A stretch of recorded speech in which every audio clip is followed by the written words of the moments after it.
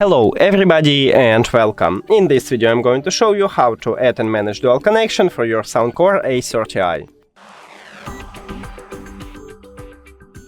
So, right here we have a first device what have an application and connected with the headphones, and the second one do not.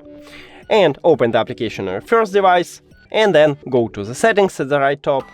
And right here we have dual connection in third line. Click on it and make sure that it's turned on, so this slider is blue. If it's not, just click on it. And now click Connect New Device. Got it. Now click Pair New Device. And we can see right now these earbuds. So just click on it.